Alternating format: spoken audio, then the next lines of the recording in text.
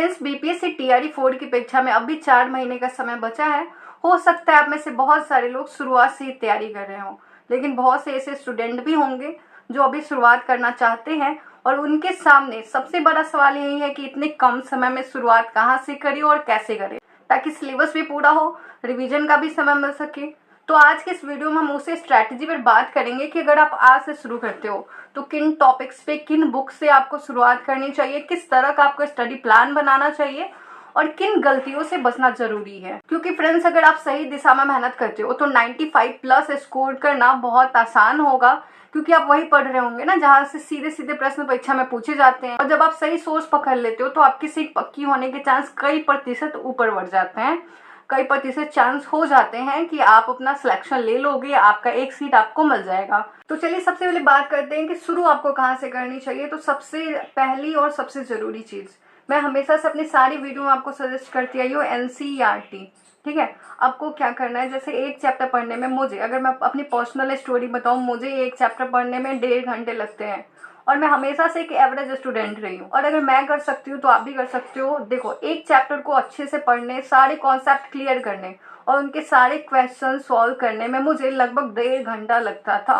और मैं दोबारा बोल रही हूँ, अगर मैं कर सकती हूँ 1.5 घंटे में तो आप भी कर सकते हो। ज्यादा से ज्यादा आपको 2 घंटे लगेगा एनसीईआरटी का एक चैप्टर करने में। ठीक है, तो अभी हमारे पास लगभग 4 महीने का समय है। ठीक है, दिसंबर में एग्जाम होगा और दिसंबर से आगे भी बढ़ सकता है, जनवरी में भी जा सकता है। ठीक है, तो 4 महीने अभी भी आपका समय है। सितंबर अभी शुरू ही हुआ है और ये समय काफी है। अगर आप आज से भी शुरू कर रहे हो ना, इसमें बहुत सारे लोग होंगे जो आज से शुरू कर रहे हैं। ठीक है, जो 0 से शुरू करना चाहते हैं तो एनसीईआरटी क्लास 6 से आप शुरू करो। अब जैसे अगर मैं एग्जांपल दूं तो क्लास 6 ज्योग्राफी में 6 चैप्टर है। आप एक दिन में 2 चैप्टर कर सकते हो, है ना। 3 घंटे लगेंगे, यानी 3 दिन में आप पूरी क्लास 6 ज्योग्राफी को खत्म कर लोगे। और इसी तरह क्लास 7, 8, 9, 10 सबका टारगेट आपको तय कर लेना है कि आज मुझे ये, आप कभी भी घंटे के हिसाब से मत पढ़ो, टारगेट लेके चलो कि आज एक दिन में मुझे एटलीस्ट 2 चैप्टर पढ़ने हैं एनसीईआरटी के। 2 चैप्टर मुझे, चैप्टर बोल रही हूँ, 1 पेज मुझे करंट अफेयर का देखना है, प्रोअवलोकन, मतलब सारी किताब का मैं बताऊंगी कि किस तरह से आप टारगेट लेके चल सकते हो ताकि 60 दिन में आपका सिलेबस खत्म हो जाए। फिर आप रिवीजन स्टार्ट कर सको, पीवाईक्यू देखो, मॉक टेस्ट लगाओ, बहुत सारी चीजें होती है, राइट। एंड फ्रेंड्स, यहाँ पर सबसे बड़ी गलती जो बहुत सारे स्टूडेंट करते हैं, वो एक साथ कई सब्जेक्ट उठा लेते हैं। थोड़ा हिस्ट्री पढ़ लिया, थोड़ा ज्योग्राफी, थोड़ा साइंस। लेकिन अगर मेरी पूछो, मेरा अनुभव से ऐसा मत करो। एक दिन में आप एक सब्जेक्ट लो। ठीक है, जैसे अगर आप एनसीईआरटी पढ़ रहे हो तो एक दिन में सिर्फ ज्योग्राफी के 2 चैप्टर करो। ऐसे मत करो कि एक चैप्टर हमने ज्योग्राफी का कर लिया या आधा चैप्टर, फिर हम हिस्ट्री पे चले गए, फिर हम पॉलिटी पढ़ने लगे। नहीं, जब आप एक सब्जेक्ट को कंटिन्यू पढ़ते हो ना, कॉन्सेप्ट बहुत अच्छे से क्लियर होते, फिर आप रिवीजन में चाहो तो सब्जेक्ट मिक्स कर लो। जैसे क्लास 6 आपने खत्म कर लिया 3 दिन में, फिर 3 दिन बाद जब आप क्लास 7 शुरू कर रहे हो तो शुरू करने से पहले आप क्लास 6 के 2 चैप्टर जो आपने पढ़े थे पहले दिन, उसको रिवीजन कर लो। रिवीजन करने, पढ़ने में आपको 1.5 घंटे का समय लगता है, रिवीजन आप आधे घंटे में कर लोगे। ठीक है, बहुत आसानी से आएगा। उसके बाद आप क्लास 7 के 2 चैप्टर कर लो। तो इस तरह से आपका रिवीजन भी होता जाएगा और नए नए चैप्टर कंप्लीट भी होते जाएंगे, है ना। ऐसे ज्यादा भार भी नहीं आएगा। तो इस वीडियो में हम ये भी बात करेंगे कि जैसे आपको डेली टारगेट अपना किस तरह से रखना है। जैसे एक दिन में आपको 2 चैप्टर एनसीईआरटी के पढ़ने हैं, फिर करंट अफेयर्स में कितने पेज पढ़ने हैं, फिर बात आता है, अगर मैं दिखाऊं, पुरावलोकन बुक के कितने पेज करो। एंड फ्रेंड्स, बहुत सारे लोगों का ये भी डाउट है कि एक पुरावलोकन है, एक यूथ पब्लिकेशन का है ना, तो दोनों में से कौन सा बेस्ट है, इस पे भी बात करेंगे। और फिर एनसीईआरटी सार संग्रह में आपको किस तरह से इसको कंप्लीट करना है। तो अब सवाल आता है कि नोट्स या बुक, जैसे एनसीईआरटी है ना, तो नोट्स पढ़े या book.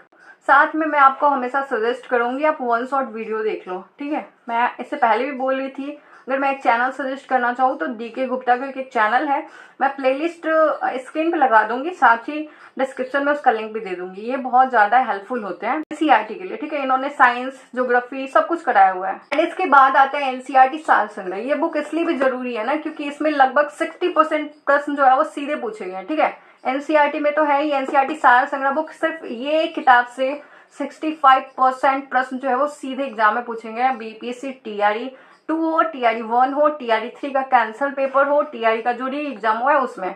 Geography 50 page, history 60 page, तो ये आप आसानी से खत्म कर सकते हो। इसको कैसे टारगेट लेके चलना है कि हिस्ट्री में हम कितना पेज पढ़ेंगे। अगर मेरे को कोई ऐसे डिजाइन करके देते तो बड़ा अच्छा लगता है ना कि हम अपना टू डू लिस्ट बना रहे हैं, थोड़ा सा इंटरेस्ट बढ़ जाता है, राइट। तो ये हो गया, इसको कैसे पढ़ना है, ये भी बात करेंगे।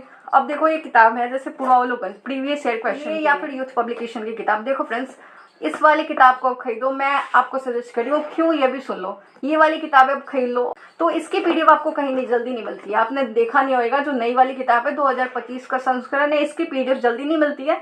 लेकिन यूथ पब्लिकेशन का जो है वो आपको आसानी से मिल जाएगा।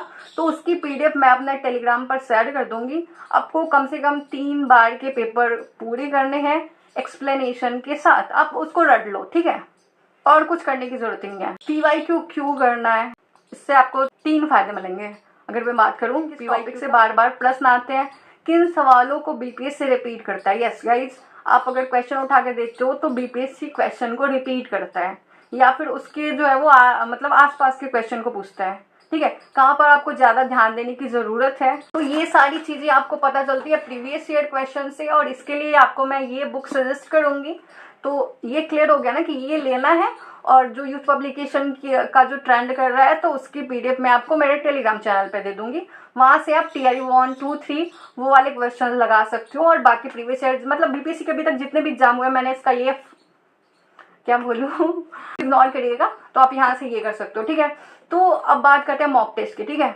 हमने क्या करा, हमने एनसीईआरटी पढ़ा, एनसीईआरटी सार संग्रह पढ़ा, हमने प्रीवियस ईयर क्वेश्चन देख लिया। अब हम बात करेंगे मॉक टेस्ट की। मैंने ये तो बता दिया कि प्रीवियस ईयर आपको करना है, लेकिन कहाँ से करना है, इसके लिए आप ये ऐप इंस्टॉल कर सकते हो। BPSC teacher exam prep app है, प्ले स्टोर से आप बहुत ही आसानी से इसे इंस्टॉल कर सकते हो। इंस्टॉल करने के बाद आपको ओपन करना है।